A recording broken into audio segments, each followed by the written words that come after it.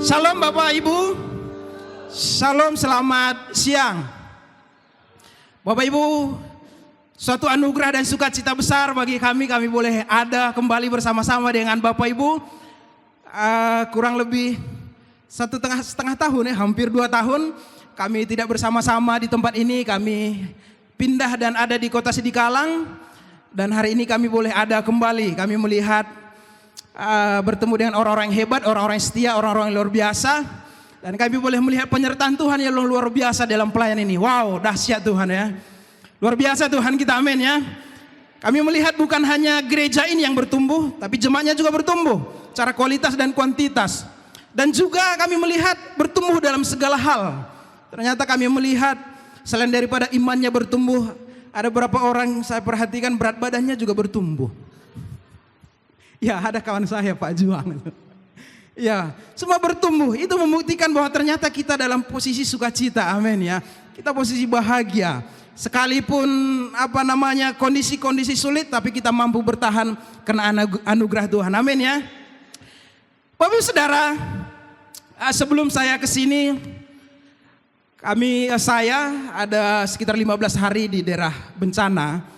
Kita tahu ya, kita dengar semuanya, mungkin Bapak Ibu lihat di media sosial, berita dan segala macam, bahwa Aceh, kemudian Sumatera, khususnya Tapanuli Utara, Tengah, Sibolga, kemudian Selatan, kemudian Sumatera Barat mengalami bencana. Bapak Ibu Saudara, 20 tahun terakhir saya terbiasa dikirim ke daerah-daerah bencana, mulai dari Aceh tahun 2004, walaupun korban hampir 250.000 jiwa, tapi ketika saya di lokasi itu, saya ya biasa gitu. Ketika ke Nias tahun 2005 juga sama bencana gempa, ribuan meninggal. Kemudian gempa lagi di Padang, Mentawai, Jogja, kemudian ke Palu tahun 2018 yang terakhir bulan 5 kemarin ke Myanmar yang menewaskan hampir 8.000 orang. Kami ke sana, tapi biasa saja. Tapi kondisi saat ini yang terjadi di Sumatera itu membuat saya menangis, sedih dan menjerit, tapi tidak tahu bagaimana gitu dia. Bapak tahu ketika bencana Aceh, Nias dan daerah lain, setelah bencana beberapa saat kemudian pemerintah mengatakan ini bencana nasional dan akhirnya mereka turun tangan, dunia luar turun tangan. Tapi yang terjadi sekarang ini adalah Bapak Ibu tahu sampai sekarang udah 1.000 lebih meninggal, 200 lebih masih hilang, banyak ratusan ribu orang kehilangan tempat tinggal. Tapi yang luar biasanya pemerintah kita mengatakan kita masih sanggup. Di tengah-tengah ada banyak orang yang tidak tertangani. Saudara, tanggal 25-26 kejadian, kita tahu ya, Sibolga, Tapanuli Tengah, Pandan dan sekitarnya, kemudian ke arah Tarutung dan segala macam. Setelah kejadian itu, akses terputus semua. Tarutung ke Sibolga terputus, dari Sidempuan ke Sibolga terputus, yang dari Sorkam, Mandua, Mas, Dolok Sanggul juga ke Sibolga terputus. Bapak Ibu bayangkan selama kemudian itu akses terbuka baru tanggal 1 kami masuk. Setelah akses terbuka, bayangkan di dalam 4-5 hari orang hidup dalam penderitaan. Bapak bayangkan selama hampir 5 hari mereka tidak bisa lagi bertahan. Akhirnya apa yang terjadi? Kita lihat semua terjadi penjarahan di mana-mana ya. Sampai akhirnya bulog mereka jarah, akhirnya bulog yang begitu besar mereka ambilin sehingga runtuh, brak, tertimbun sampai ada beberapa orang meninggal, tertimbun beras. Dan setelah dijarah orang, baru pemerintah mengeluarkan keputusan untuk dibagikan kepada masyarakat. Stok untuk 2 tahun habis dibagikan dalam 2 minggu, terus non-stop, terus dari pagi ke malam terus orang ambil di situ. Tapi yang menyedihkan adalah Bapak Ibu, di dalam kondisi-kondisi seperti itu, ada beberapa desa masih terisolir sampai sekarang. Jadi kita bayangkan contohnya Nias Tengah, putus di Miga sana dan tidak bisa ke sana. Kemudian datang pejabat dan ambil foto di daerah kota, pinggiran. Bapak Ibu dengar ya. Kemudian mereka mengatakan, biasa saja. Nggak heboh-heboh amat yang seperti media sosial gitu kan. Kenapa? Karena mereka ada di kota. Mereka tidak masuk ke dalam di mana orang sudah menjerit, berteriak, minta tolong, tapi tidak ada pertolongan. Ketika masuk kami tanggal 1 melewati banjir, masuk lagi daerah terisolir. Begitu banyak orang sakit, tapi mereka tidak tahu mau kemana. Puskesmas tutup, tenaga medis tidak ada.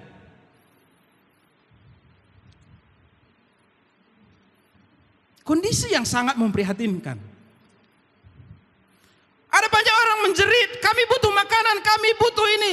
Tapi pemerintah mengatakan sudah. Tapi ternyata belum. Mereka membantu daerah-daerah yang dekat jalan besar.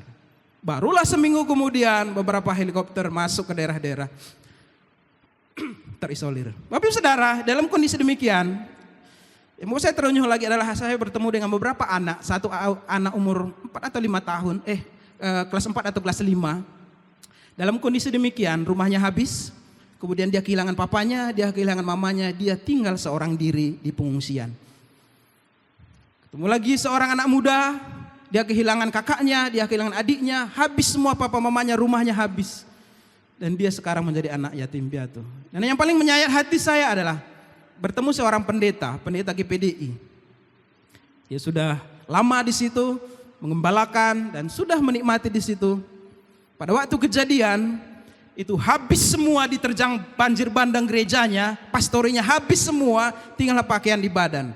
Tapi yang sangat menyedihkan adalah di depan mata dia, istrinya juga ikut hanyut di depan mata dia, tetapi dia tidak bisa menolong. Di depan mata dia dengan kondisi arus yang besar, hanyut istrinya, dia hanya teriak sambil berpegangan. Kenapa? Karena kalau dia tolong, dia juga ikut hanyut. Di depan mata dia saksikan istrinya hanyut. Bukan hanya bangunannya, bukan hanya gerejanya, tapi istrinya. Dan setelah 19 hari, baru ditemukan istrinya dalam keadaan meninggal dan sudah hancur di tengah-tengah tumpukan kayu. Bapak Ibu Saudara, poin saya sampaikan dari sini adalah betapa bersyukurnya kita hari ini kita boleh sehat, amin. Betapa bersyukurnya kita dalam kondisi sekalipun menurut kita kekurangan, tapi ternyata di luar sana begitu banyak orang sampai saat ini tidak punya tempat tinggal. Di saat kita boleh mungkin menikmati suasana Natal, puluhan bahkan ratusan gereja-gereja saat ini mereka di gerejanya masih dipenuhi oleh lumpur. Bahkan hilang gerejanya, mereka hanya di tenda-tenda, tapi mereka bisa menaikkan pujian dengan khusyuk bagi Tuhan. Betapa bersyukurnya kita kalau kita bangun pagi-pagi, kita masih melihat orang yang kita kasihi.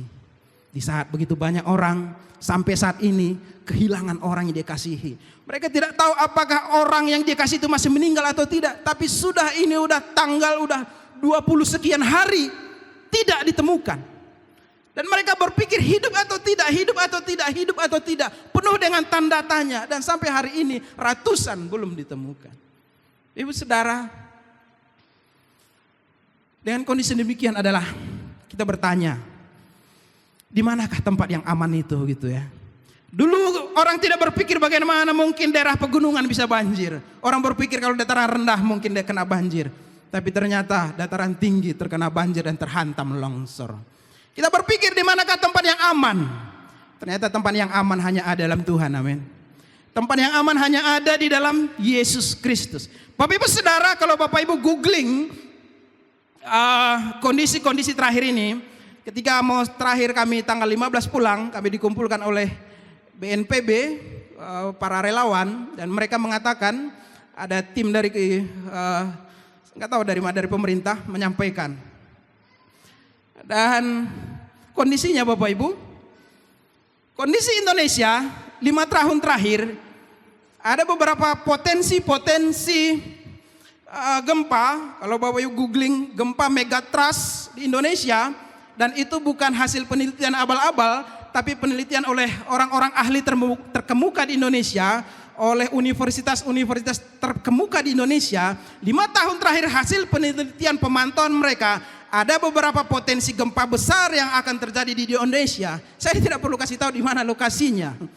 Tapi potensi itu berpotensi di atas, kalau gempa terjadi di atas 9, Jadi kalau Bapak Ibu tahu di atas 9, waktu itu Nias kan 8, kalau nggak salah. Tapi kalau ada di atas 9, dan berpotensi tsunami katanya, itu hanya Tuhanlah yang tahu bagaimana kondisinya. Dan Bapak Ibu, di manakah lokasi itu? Bapak Ibu bisa googling nanti. Apakah itu ada di daerah yang kita injak atau bagaimana? Tapi itu ada puluhan titik itu terjadi dan dikatakan hanya menunggu waktu. Hanya menunggu waktu. Ternyata Bapak Ibu, kita punya potensi besar untuk menghadapi itu. Tapi intinya adalah, kalaupun Tuhan izinkan itu terjadi, itu karena Dia melihat kita sudah kuat dan mampu menghadapi itu. Amin. Dan saya percaya apapun yang terjadi, di dalam Tuhan kita aman. Aman dalam arti bisa saja selamat, bisa tidak. Tapi yang pasti kita aman, kita selamat bersama-sama dengan Tuhan. Selamat di bumi dan selamat di surga. Amin. Kenapa? Karena kadang-kadang kita ketika masuk dalam bencana, karena ada satu gereja itu utuh. Di saat gereja-gereja yang di sekitarnya hancur belur, ada satu gereja utuh.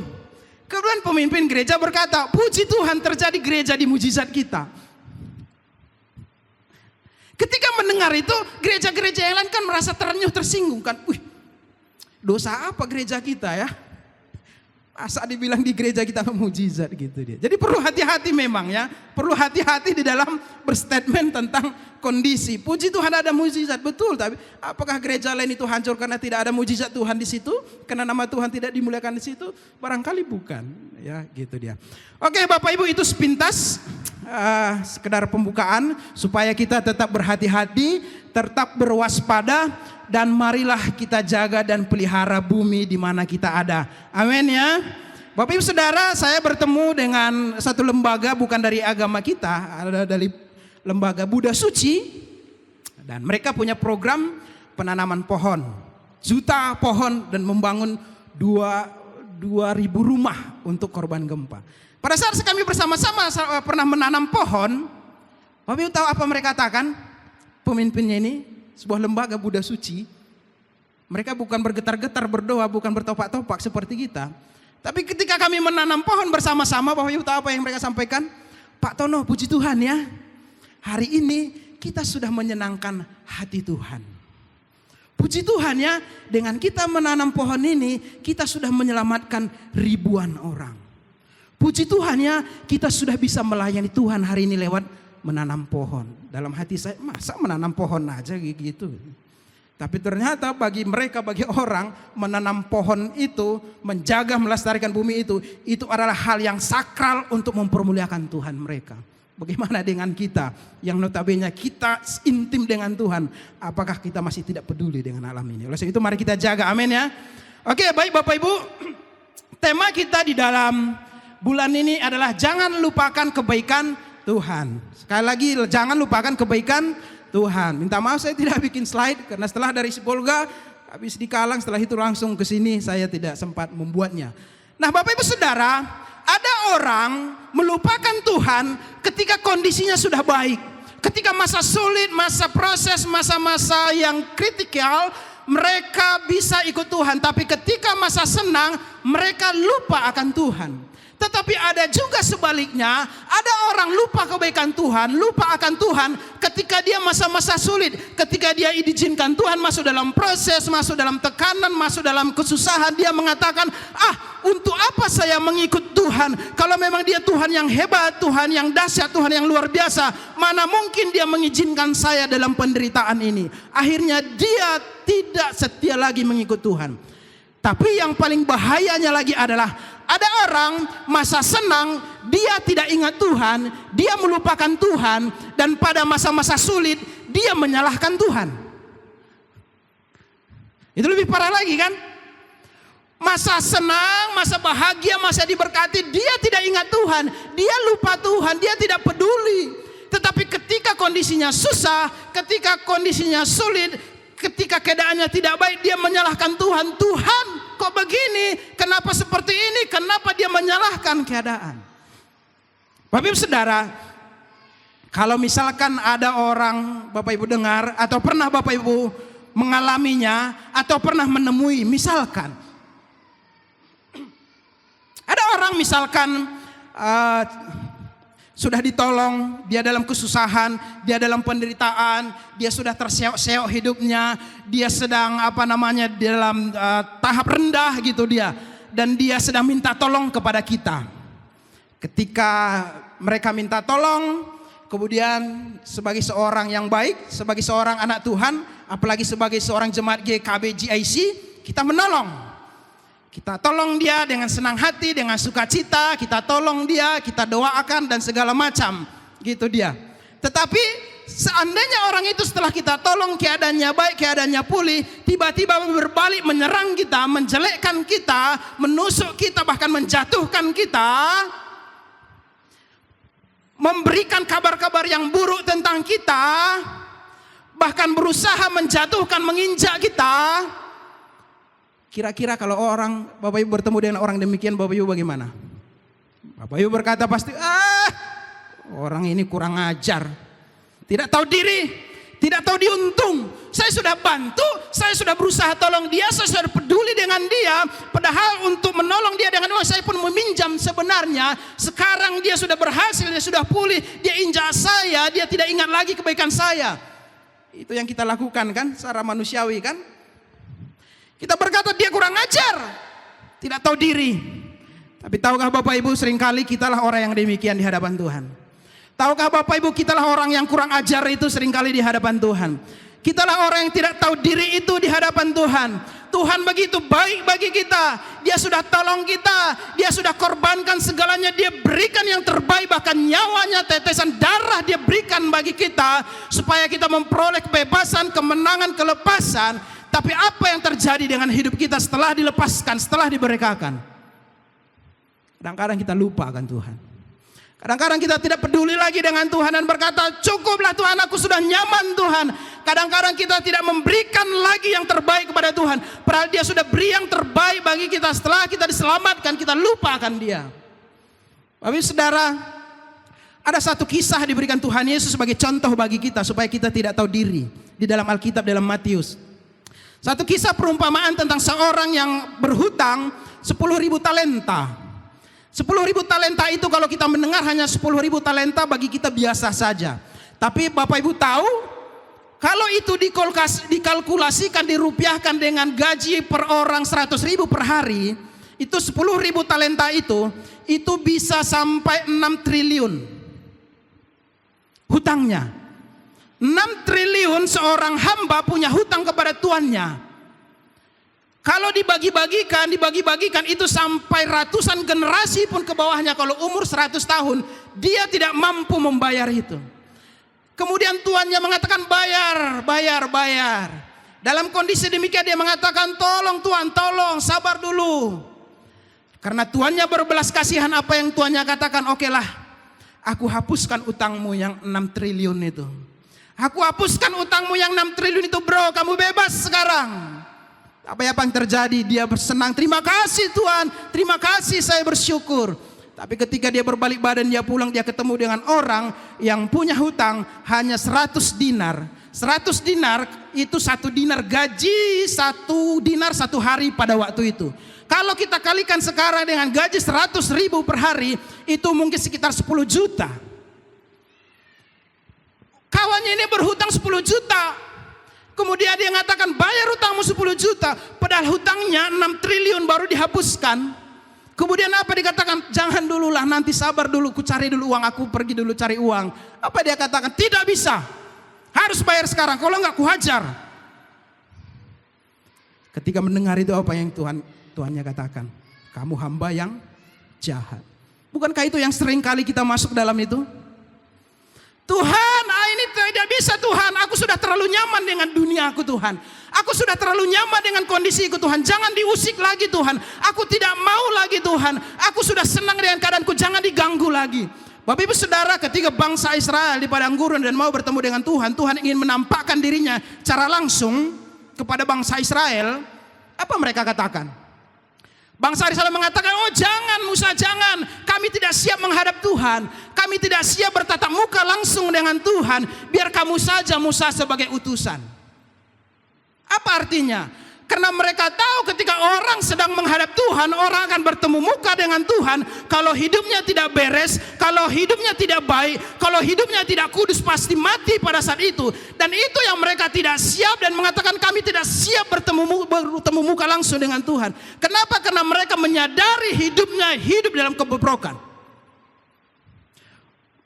Bukankah seringkali kita masuk dalam situ, sudahlah Tuhan, aku boleh dalam hal ini, aku mengikut Tuhan, tapi bagian yang ini jangan Tuhan sentuh ya. Bagian-bagian hidupku yang ini aku belum mau melepaskannya Tuhan. Aku belum mau membereskannya Tuhan. Biar aku menikmatinya dulu Tuhan. Biar aku Tuhan senang-senang dulu Tuhan. Kalau kami di orang Batak itu sekarang, itu di kede-kede tua itu statementnya sekarang ngeri. Hidup kaya raya poya-poya, mati masuk surga katanya. Itu kalau di kede-kede tua. Statementnya ngeri ya. Hidup bukan 2 kali bro katanya. Kapan lagi hidup? Hidup hanya sekali, kita sudah kerja keras bro. Saatnya kita menikmati, saatnya kita poya-poya, saatnya kita menyenangkan tubuh ini. Saatnya kita party bro. Sampai pagi musik-musik, gak peduli lagi dengan tetangga. Dan nanti kita mati masuk surga. Ngeri ya. Statement yang sangat mengerikan gitu. Mari kita buka kitab kita dari Yeremia. Yeremia pasal yang kedua ayat 2 sampai yang keempat. Bapak Ibu dapat? Kita baca secara bergantian ya, biar kembali kita seperti kompak seperti dulu kan gitu ya. Dulu kan kita kompak. Saya baca ayat yang kedua, Bapak Ibu ayat yang ketiga, saya dan saya yang keempat nanti. Siap Bapak Ibu? Ayat 2. Pergilah memberitahukan kepada penduduk Yerusalem dengan mengatakan, beginilah firman Tuhan. Aku teringat kepada kasihmu pada masa mudamu, kepada cintamu pada waktu engkau menjadi pengantin. Bila mana engkau mengikuti aku di padang gurun, di negeri yang tiada tetaburannya. 3.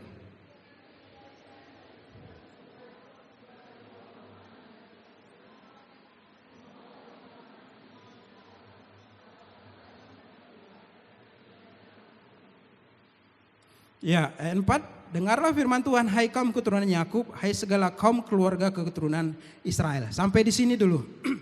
Bapak Ibu Saudara, ini adalah firman Tuhan melalui Yeremia kepada bangsa Israel, khususnya Yehuda pada waktu yang tinggal di Yerusalem. Pada waktu bangsa Israel dalam kondisi kritis.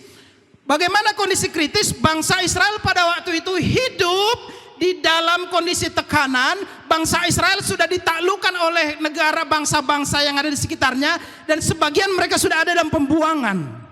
Nah, dalam kondisi demikian, dalam kondisi terpuruk, datanglah firman Tuhan ini dan berkatakan kepada mereka yang berkata, beginilah firman Tuhan, aku teringat kepada kasihmu pada masa mudamu, kepada cintamu pada waktu engkau menjadi pengantin. Bagaimana engkau mengikuti aku di padang gurun. Bapak Ibu Saudara, Tuhan sedang membawa kembali memori bangsa Israel tentang perjalanan panjang yang sudah terjadi di masa lampau. Tuhan sedang mengingatkan bangsa Israel kembali bahwa engkau pernah kutolong bangsaku, engkau pernah kuselamatkan. Dulu ketika engkau di Mesir, engkau jadi budak, engkau menjadi hamba, engkau tidak ada apa-apanya, engkau ditindas. Ketika engkau menjerit, aku mendengar jeritanmu, kata Tuhan. Dan bukan hanya mendengar jeritanmu, aku membawa engkau keluar dari Mesir menuju tanah Kanaan. Dan di dalam perjalanan itu engkau di padang gurun, aku membuat mujizat demi mujizat di depanmu. Israel menikmati dan mengalami bagaimana perjalanan yang panjang bersama-sama dengan Tuhan. Selama 40 tahun bangsa Israel mengalami keintiman. Mereka melihat secara langsung, secara audible, mujizat demi mujizat terjadi di depan mata mereka. Pada waktu kondisi panas di padang gurun, Tuhan siapkan dia tiang awan sebagai pelindung supaya mereka tidak kepanasan. Pada waktu malam kedinginan menggigil, Tuhan siapkan tiang api yang itu memanasi, menghangatkan mereka di padang gurun. Pada waktu mereka kelaparan, Tuhan berikan mana hari demi hari tiada putus-putus. Mereka tidak perlu mencangkul, mereka tidak perlu bekerja, setiap hari ada mujizat. Dan bukan hanya berhenti di situ, ketika mereka kata, Tuhan bosan kami Tuhan makan roti ini Tuhan. Enggak enak lagi Tuhan, bosan kami. Wajar kan? Kalau kita kira-kira makan itu-itu aja selama 1 minggu, bosan juga ya. Bapak Ibu yang sedang diet mungkin makan umbi-umbian selama 1 minggu masih semangat ya. Pagi-pagi umbi-umbian, rebus. Udah masuk minggu kedua mulai juga. Bosan juga ya, pengen juga yang sambal yang berminyak-minyak kan gitu dia kan. Nah, bangsa Israel mengalami itu. Mereka bosan karena hambar. Mana itu hambar. Nah, pada waktu itu mereka sama dengan kita, bosan juga. Ketika bosan mereka mulai teriak, Tuhan gak enak lagi Tuhan makanan ini Tuhan. Gak enak lagi ke mana ini Tuhan. Ketika mereka mulai teriak, mulai menjerit, Tuhan turunkan apa? Burung puyuh. Dikirimkannya daging yang mereka bisa olah menjadi makanan yang enak bagi mereka supaya apa? Ada ganti menu di padang gurun. Ternyata bukan hanya di rumah makan di restoran yang bisa ganti menu. Di kondisi sulit pun bisa terjadi ganti menu. Itulah saking hebatnya Tuhan itu kan. Ganti menu. Ketika dalam kondisi panas, dalam kondisi haus, apa yang mereka lakukan? Tuhan, kami haus Tuhan. Gak ada air ini. Tapi ngomongnya kan bukan seperti saya kan. Mereka memaki dan teriak kepada Musa. Musa, engkau hamba Tuhan apa? Di Mesir kami enak-enak Musa. Di Mesir kami melimpah makanan dan segala macam. Tapi ini mau mati kami, ini mau kamu bunuh kami di sini. Itu kurasa itu lebih disaring lagi oleh penulis bahasa-bahasanya. Mungkin bahasa aslinya waktu itu lebih kasar lagi tuh, mungkin bahasa-bahasa kebun binatang. Dan pada waktu itu kondisi sedemikian Tuhan adakan lagi mukjizat, keluar air. Keluar air dari tempat yang tidak mungkin. Selalu disiapkan Tuhan. Diberikan Tuhan bagi bangsa Israel. Kenapa? Apakah karena bangsa Israel baik? Bukan. Tapi karena Tuhan konsisten terhadap janjinya bahwa Tuhan akan menyertai bangsa Israel sampai ke tanah Kanaan selama mereka setia kepada Tuhan.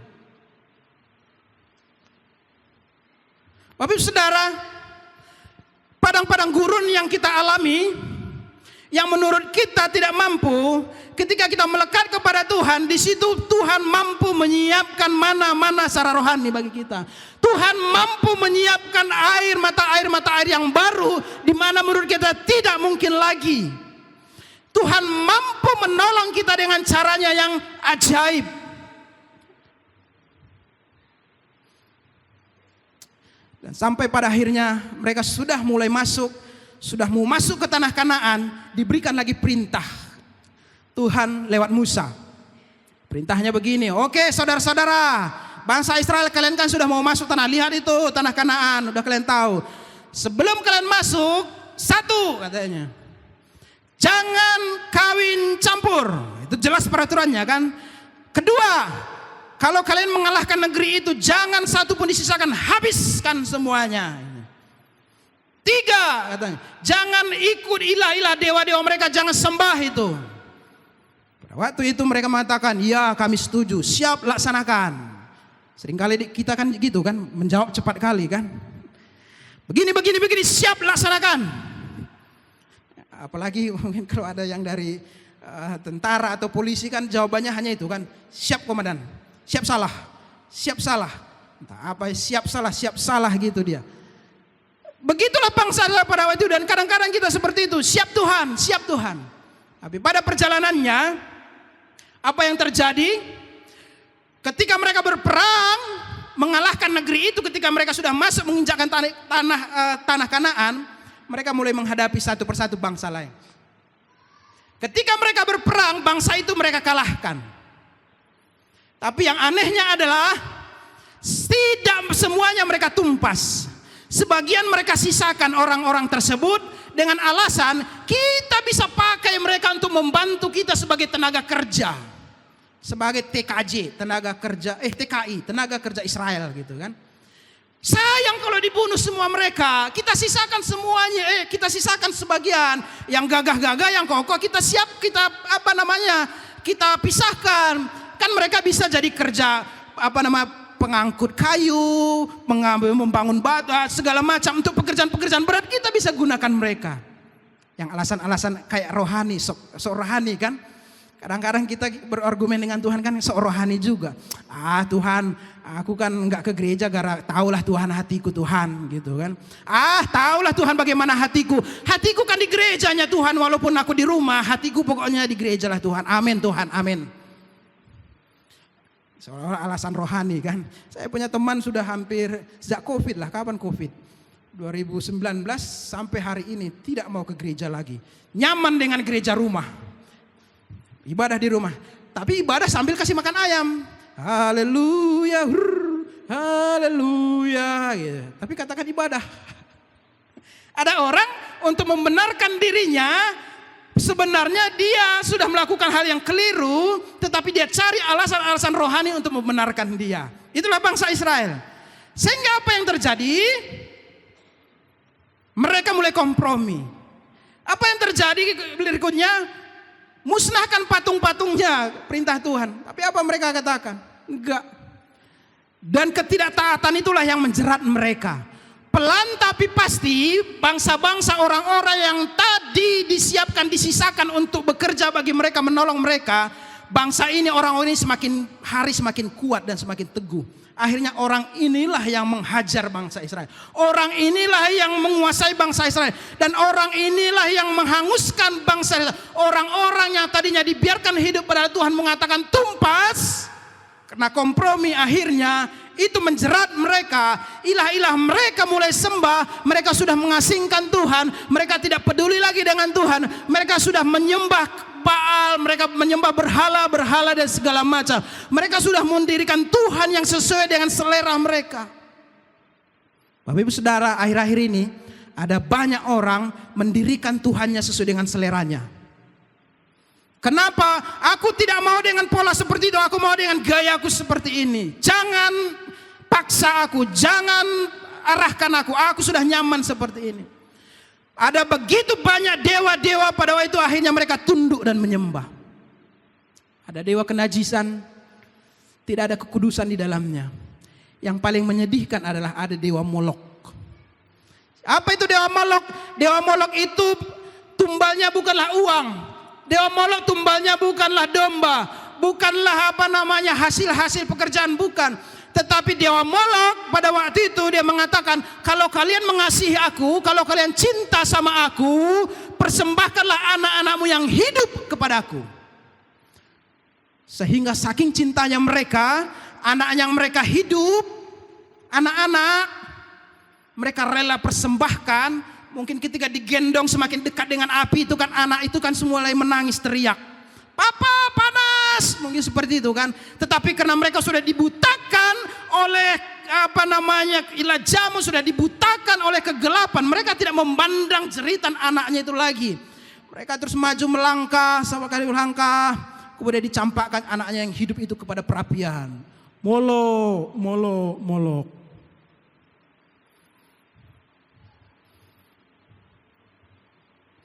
Suatu situasi yang sangat mengerikan.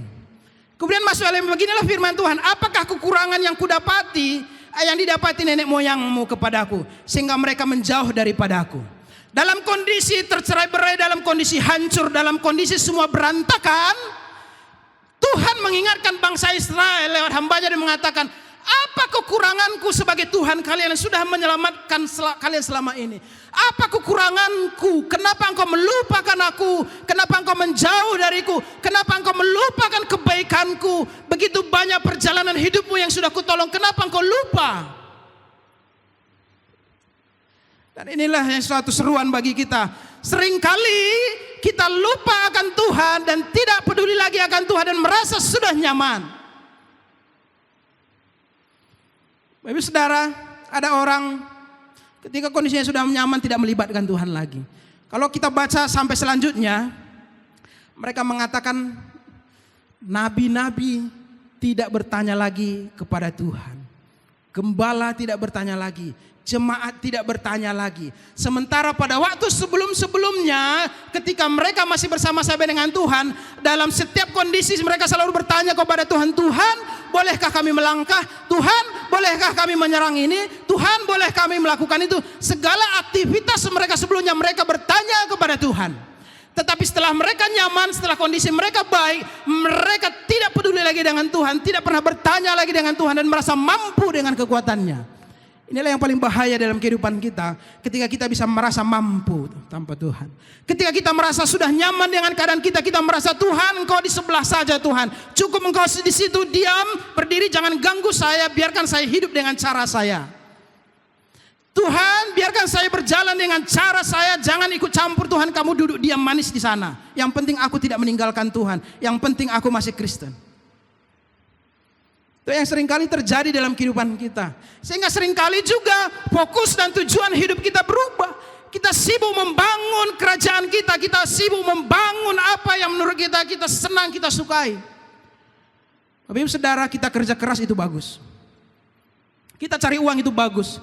Kita memanage untuk masa depan anak-anak kita itu sesuatu yang bagus. Sesuatu yang luar biasa. Tapi ingat, kembali kepada penciptaan. Kenapa hidup kita, kenapa manusia diciptakan? Manusia diciptakan tidak pernah untuk tujuan manusia itu sendiri. Tapi manusia diciptakan adalah untuk tujuan Allah. Manusia diciptakan untuk kekekalan. Kita ada diciptakan oleh Tuhan untuk tujuan Allah itu sendiri. Oleh sebab itu perlu kita sadari, perlu kita renungkan dalam perjalanan hidup kita. Apakah ketika kita berjalan saat ini, apakah kita hidup saat ini, kita masih berjalan untuk menggenapi rencana Allah, atau sibuk untuk menggenapi rencana kita sendiri? Sejak penciptaan dari Kejadian sampai Perjanjian Baru selalu berbicara bahwa kita ada diciptakan untuk tujuan Allah. Bahwa kita ada, saudara, saya, semua kita ada. Kalau kita ada, bukan untuk mempersenang diri kita, tapi untuk tujuan kerajaan Allah. Itu selalu diingatkan, selalu ditekankan. Tapi kadang-kadang kita lupa. Padahal Tuhan sudah mengatakan paling 70-80, kan udah Tuhan ingatkan kan. Tapi kadang-kadang kita lupa, kadang-kadang kita berpikir bahwa dunia ini selamanya bagi kita. Sehingga kita lupa akan hal-hal yang untuk menyenangkan hati Tuhan. Kita lupa akan tujuan awal kenapa kita ada. Kita tidak peduli lagi dengan pelayanan. Kita tidak peduli lagi dengan penginjilan. Kita tidak peduli lagi bagaimana menyenangkan Tuhan. Kita sibuk dengan diri kita. Kita sibuk dengan keluarga kita. Pokoknya cukup dengan anak-anakku. Masalah orang yang diselamatkan atau tidak peduli. Bapak Ibu Saudara, 2 atau 3 bulan yang lalu saya mengikuti sebuah pertemuan seminar khusus penjangkau suku-suku terabaikan. Ada beberapa dari Pesat juga hadir. Dan Bapak Ibu tahu, yang membuat saya terenyah adalah ketika sharing satu dengan yang lain dalam masa-masa istirahat, ada orang bisa sampai sekarang mengabdikan dirinya hanya dengan 500.000 dia bisa bertahan di garis depan di suku terabaikan, terpencil dan bertahan. Saya bertanya, cukup kamu dengan uang seperti itu? Kalau saya butuh yang lain, saya berdoa. Saya butuh ini, saya berdoa. Saya mau makan ini, saya berdoa. Saya berpuasa. Di situ saya tertegur. Betapa saya berdosanya Tuhan. Orang mau makan ayam goreng, Pak, Bu, mereka harus 2 puasa. Kita ada ayam goreng, kita buang-buang kan? Ada orang mau makan enak gara-gara panggilannya di dalam melayani Tuhan. Mereka untuk pergi ke mall pun, mereka harus ke kota, harus cari donatur. Untuk cari donatur mereka doa puasa, Tuhan kirimkan kami orang-orang yang mau membantu menolong kami. Kita bisa setiap hari ke restoran yang enak, bahkan sisa buang-buang makanan, tidak peduli dan merasa tidak berdosa. Kemudian kita mengatakan itu kan nasib dia. Saya kan diberkati. Dia derita dia dong. Apakah kita masih satu tubuh dalam Kristus atau bagaimana? Apakah hati kita masih bergetar? Kemudian saya coba pancing. Pindah aja aksi di Kalang, saya bilang. Main jeruk kita, aku bilang kan. Iseng-iseng. Pindah aja main jeruk kita di sana, aku bilang. Terima kasih. Ini udah nasar kami kepada Tuhan. Kami tidak akan meninggalkan suku ini apapun yang terjadi. Mereka ada di Aceh. Kami tidak akan meninggalkan suku ini apapun yang terjadi. Satu komitmen dan kecintaan kepada Tuhan. Kenapa? Karena dia tahu bahwa ini panggilan hidupku. Ini panggilan kenapa aku ada. Bahwa aku ada diciptakan Tuhan bukan supaya aku hanya sekedar ini itu menikmati apa yang kebahagiaan ini. Tapi jauh lebih daripada itu adalah Tuhan mau hidup kita itu berdampak, berpikir bagi orang-orang yang lain.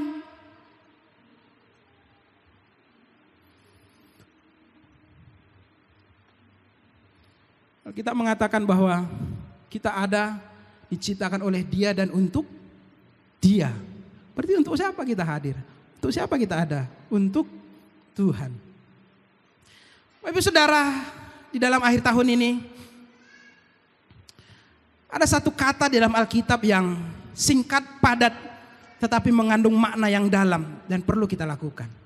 Kata itu adalah Mazmur, kata itu adalah Selah. Selah bagi banyak orang itu tidak ada arti, hanya berhenti sejenak. Tetapi kalau kita masuk lebih dalam, ada satu pemahaman Alkitab, satu metode namanya eksamen. Eksamen itu adalah satu perenungan Alkitab yang lebih dalam lagi di dalam menggali, merenungkan Alkitab. Kenapa Mazmur muncul kata Selah, yang banyak orang menganggap itu nggak ada artinya, nggak tahu apa artinya Selah dan segala macam. Tapi itu mengajak kita, artinya Selah berhenti sejenak, artinya adalah di dalam perjalanan hidup ini, ketika kita hidup dalam menjalani hari-hari kita, di tengah begitu banyak kesibukan kita, ada kalanya kita perlu waktu Selah. Apa artinya? Kita perlu berdiam diri sejenak, merenung sejenak akan perjalanan hidup kita. Kita perlu berdiam diri dan bertanya kepada pencipta kita, Tuhan, apakah jalanku masih sama? Apakah jalanku masih seperti Tuhan kehendaki atau tidak? Kita perlu berdiam diri dan merenung akan perjalanan hidup kita dan bertanya kepada Tuhan, Tuhan, apakah tujuan hidupku ini masih seperti yang Tuhan mau atau sudah melenceng, Tuhan? Di dalam Selah, di dalam berhenti sejenak, di dalam perenungan itu kita perlu bertanya kepada Tuhan, jangan-jangan aku sudah melenceng. Kalau sudah melenceng, Tuhan perbaiki aku. Maka itu yang dilakukan Daud. Dia berdiam diri di hadapan Tuhan. Tapi seringkali kita sibuk. Di dalam doa pun kita yang paling keras suaranya kepada Tuhan, kan? Di dalam doa berteriak terus, berbicara kepada Tuhan. Setelah berbicara, tidak pernah kita izinkan Tuhan berbicara bagi kita. Sibuk terus meminta, tanpa pernah bertanya kepada Tuhan, kira-kira bagaimana hidupku ini? Masih ini bisakah aku lakukan ini, Tuhan? Masihkah aku berkenan di hadapan-Mu, Tuhan? Makanya dikatakan, selidikilah aku, ujilah hatiku, Tuhan. Bukan berbicara Tuhan tidak tahu hati kita, bukan berbicara Tuhan tidak tahu tentang perasaan kita, tetapi itu berbicara kita izinkan Tuhan koreksi kita. Kita berdiam diri dan kita izinkan Tuhan, ya Tuhan koreksi aku, Tuhan. Ya Tuhan koreksi hidupku. Kalau aku sudah menyimpang, kalau aku sudah salah, Tuhan aku minta maaf. Tapi seringkali kita tidak melakukan itu. Kita tidak pernah lagi berdiam diri dan bertanya kepada Tuhan. Sehingga kita berjalan terus dan kita sudah semakin jauh dan kita bangga pula. Ada satu statement yang mengatakan, jangan nyaman dalam posisi yang tidak aman. Kita mendengar itu biasa saja ya. Jangan merasa nyaman sementara kondisimu tidak aman. Biasa saja kan kalau kita mendengar. Tapi kalau kita renungkan lebih dalam adalah, jangan engkau merasa nyaman hidupmu, padahal hidupmu sudah diambang kehancuran. Ada banyak orang tidak berdoa lagi, ada banyak orang tidak ibadah lagi, ada banyak orang tidak menyembah lagi, ada banyak orang tidak baca Alkitab lagi, tapi dia merasa nyaman hidupnya. Padahal itu tidak aman. Itu sebenarnya sedang membawa dia kepada kehancuran. Tapi dia nyaman di situ, dia menikmati itu, dia terus menikmati kenyamanan itu. Padahal itu posisi yang membahayakan. Seberapa sering kita merasa nyaman dengan kondisi yang, situasi yang sudah kita bangun menurut cara kita. Kita membangun tatanan dalam perjalanan hidup kita dengan cara kita. Kita tidak pedulikan lagi etika dan nilai-nilai yang sudah Tuhan tetapkan. Yang penting aku nyaman, hidupku senang dan segala macam. Padahal itu kondisi yang kritis yang membuat kita menuju dalam kehancuran. Bapak Ibu Saudara, poin terakhir yang saya bagikan, saya undang pemuji. Yang paling parah dalam kehidupan orang Kristen adalah di dalam kelimpahan, kenikmatan yang sudah mereka rasakan, ada banyak orang tidak tertarik dan tidak peduli lagi dengan hal-hal yang bersifat rohani. Ada banyak orang merasa tidak peduli lagi dengan ibadah ini, tidak peduli lagi dengan persekutuan, tidak peduli lagi dengan komunitas. Tanpa gereja, tanpa berdoa, aku sudah bisa hidup. Ada beberapa banyak orang hidup dalam seperti itu. Tidak perlu ke gereja, tidak perlu pembinaan segala macam. Toh aku bisa nyaman, toh karirku naik. Bapak Ibu Saudara, ada satu kisah penginjil yang bernama Charles Templeton dari Amerika. Kalau kita mendengar nama Charles Templeton, kita pasti asing nama ini, tidak kenal. Tapi kalau kita mendengar nama Bill Graham, saya rasa semua kita yang sudah aktif dalam pelayanan tahu siapa Bill Graham. Tapi tahukah saudara, Charles Templeton ini, dia teman baiknya dari Bill Graham.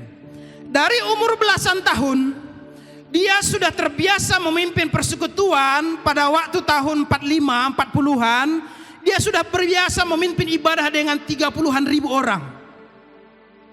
Pada waktu itu sesuatu yang wow kalau bisa kumpulkan orang 30 ribu orang dengan teknologi yang masih terbatas. Dengan belasan tahun dia sudah terkhotbah di depan puluhan ribu orang. Dan semakin maju sebagai berkembang, dia turun bersama dengan Bill Graham ke berbagai negara di Eropa dan berbagai negara lain. Mereka mengadakan ibadah-ibadah dengan dahsyat, dengan luar biasa. Dan saat itu mujizat Tuhan terjadi. Tapi tahukah Bapak Ibu, di dalam perjalanannya Charles ini merasa lelah. Ketika dia merasa lelah, itulah dia mencari cara lain. Dia mencari cara lain untuk menyenangkan, untuk memuaskan dia, untuk memuaskan kejenuhannya, untuk memuaskan kelelahannya dengan caranya sendiri. Dia tidak cerita lagi dengan temannya Bill Graham. Dia tidak cerita lagi dengan teman-temannya sepelayanan. Dia tidak mau lagi didoakan. Tetapi pada waktu dia masih aktif melayani, dia mengatakan, toh juga ketika aku pimpin ibadah masih terjadi mujizat. Dia terus melayani, tapi dia sudah merasa hampa, dia sudah merasa kosong. Sampai berdoa pun dia sudah jarang. Dan Bapak Ibu tahu, sampai pada suatu saat dia memutuskan bahwa Tuhan itu tidak ada. Bahwa Tuhan itu tidak ada. Yesus bukanlah Tuhan. Yesus hanyalah sebuah aktor yang perlu diteladani, tapi dia bukanlah Tuhan. Dia mulai meragukan firman Allah. Dia mulai meragukan kuasa Tuhan. Dan pada akhirnya dia tidak percaya lagi kepada Tuhan. Bapak Ibu Saudara, kadang-kadang kalau kita merasa sudah nyaman dengan kondisi kita, lupa akan Tuhan, tidak mau memperbaiki, tidak mau dikoreksi lagi. Kalau kita tidak hati-hati, pelan dan pelan, itu akan membuat jerat bagi kita. Sehingga kalau kita tidak bertobat, itu membuat kita dalam kehancuran. Bapak Ibu Saudara, jangan melupakan Tuhan dalam setiap keadaanmu, karena itulah menjaga kehidupan kita. Mari kita berdoa.